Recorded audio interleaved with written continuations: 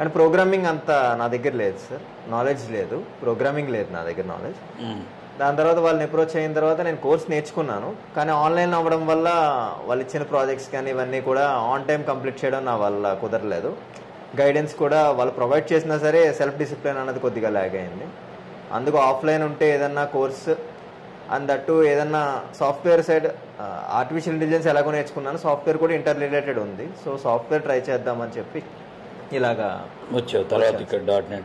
అయితే యాక్చువల్గా చాలామంది డిగ్రీ ఇంజనీరింగ్ అయిపోయినాక మన దగ్గరికి వచ్చిన వాళ్ళు డేటా సైన్స్, ఆర్టిఫిషియల్ ఇంటెలిజెన్స్ కోర్సుల గురించి నేర్చుకుంటామని అడుగుతారు.